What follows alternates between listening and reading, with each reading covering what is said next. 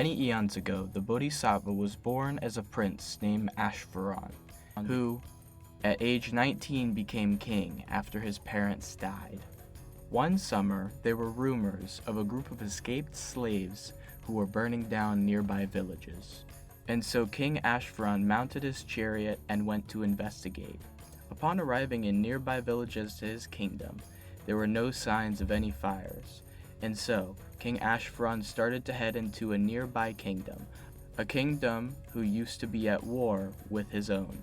Upon entering this kingdom, King Ashvaran found nothing but burned down villages, and so, going around and asking survivors of these villages what had happened, they all said the same thing, that a group of slaves led by a Brahmin had come to burn down their village, and that the Brahmin and slaves were nearby to the kingdom.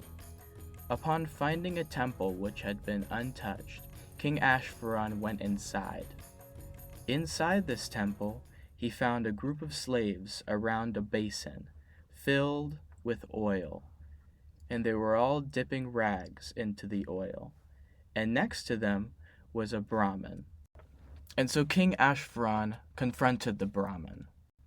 "Brahmin, what are you doing with those rags?" "I plan to burn down villages close to your own kingdom, so that the kingdom will declare war on yours. The price of slaves is very cheap during war, and I'm looking to capitalize on that. I can even get you a couple slaves for cheap. The price of slaves after war is going to go to the moon.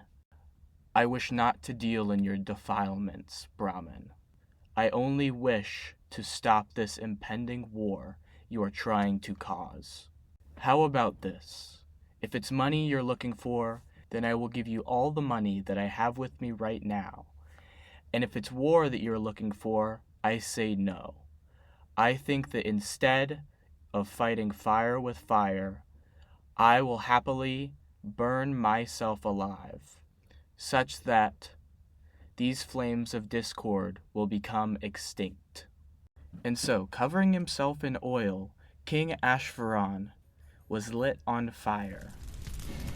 And as he burned, the Brahmin looked at him, and King Ashvaran looked back, calmly, knowing that he chose this, knowing that this would end the Brahmin's hopes of another war starting. And so, after this flame had gone out, and there was nothing but ashes left, the ground opened up, and the Brahmin and all of his slaves fell into hell.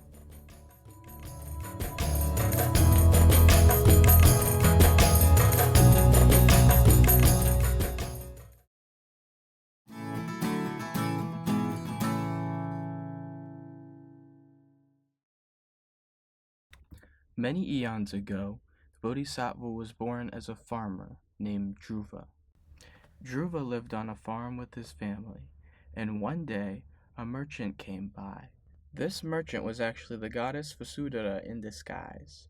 Vasudhara was going to offer Dhruva a magic seed, on the condition that he tend to the seed every single day, because if he did, it would lead to a bountiful harvest. And so he bought the seed from the merchant, and immediately went home, thinking that one day he would have a great big harvest for his family.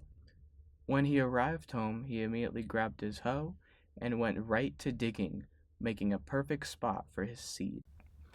As instructed, Dhruva tended to this seed, watering it every day and replacing its soil every so often. For 6 months, Dhruva tended to this seed. However, it never once sprouted, so Dhruva bought some animals, such that they would produce fresh manure to make the soil around this seed richer. For another 2 months, Dhruva tended to this seed, watering it every day, and replaced the soil around the seed with fresh manure from his animals. However, the seed had still not sprouted. Dhruva then built a stone fence around the seed, as he believed that the wind was causing the seed not to sprout. Dhruva built a stone fence around the seed, and then tended to the seed for another 10 months, but it still hadn't sprouted. Dhruva's family grew tired of him spending money that the farm could use just to tend to his seed. And they would say, "You have tended to your magical seed for 2 years. However, we cannot even see as much as a single root. That merchant sold you nothing but a shiny rock."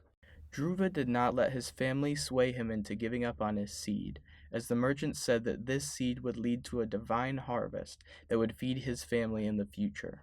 Dhruva continued nurturing this seed, watering it every day, replacing its soil with fresh manure, making sure to keep the wind from the seed, protecting it from grazing animals, making sure it got enough light during the dark seasons, keeping the soil gravelly as to not wash away during the rainy seasons, and even burning wood to keep it warm during the cold seasons. For many decades, Dhruva took care of this seed. As his kids grew older, moving out of the house, as his wife grew older, and as the nearby kingdom grew into his small town, threatening to take away, he still tended to his seed. One day, when Dhruva had grown old, he became ill. Although he struggled to get up when he awoke, he eventually remained steadfast to tending to his seed. And so one day, when Dhruva awoke, he realized that this may be his last day. And so, struggling to get up, filling his water pail, Dhruva began to walk outside to his seed. As he struggled out to his seed, knees shaking, he watered his seed all the way until the water had run out. And then finally, Dhruva collapsed, laid upon the seed, dead. At once, the seed burst up out of the ground, with roots thicker than oxen penetrating deep into the earth, and a trunk denser than iron enveloping Dhruva's body, growing high into the sky. As the tree continued to grow larger and larger, it grew to envelop the walls of the building that Dhruva had built. The growing tree had a bronze trunk, with branches growing outwards, with gemstone fruits coming out of gold and silver flowers upon these branches. The goddess Vasudhara looked upon this, continuing to watch the tree grow much larger than any temple ever built.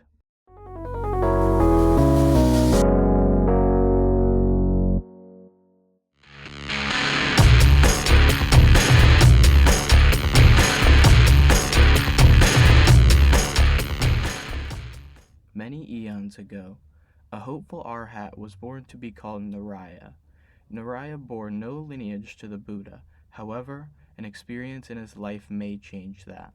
Directly after the awakening of the previous Buddha Kakusanda, Naraya happened to be nearby, and due to the commotion surrounding his village, he went to investigate.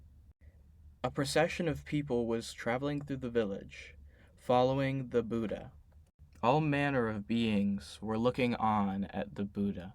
And so Naraya went to go talk to this Buddha. "Why is it that all of these beings are cheering for you? How can I, too, receive this much praise? If you are to take the 3 refuges and foster a steadfast attitude toward releasing the entirety of the cosmos from the suffering of life, you may receive this praise, as you will no longer be born into samsara." Well, that sounds easy. Oh, but it is not. I have spent many a kalpa nurturing this being just to arrive at this point. I have greeted the Enlightened One in a previous kalpa, taken the 3 refuges, and I fostered a steadfast attitude towards releasing the entirety of the cosmos from the suffering of life. And so I receive this praise, as I will no longer be reborn into samsara. What you speak of is in tongues, sir, O Enlightened One, the holiest divine God, sir, and I do not understand what you are even saying. You know what? I don't even care anymore. Huh, no you don't. Wait, you know what? I didn't even mean it. I didn't...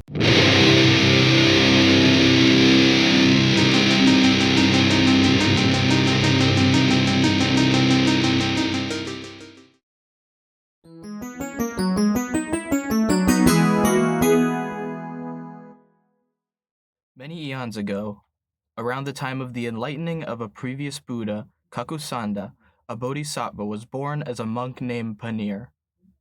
One day, shortly after the awakening of Kakusanda, there was a god who dropped a large boulder from the sky on top of someone who attempted to harm the Buddha. As this boulder was tampered with by a god, it came to life.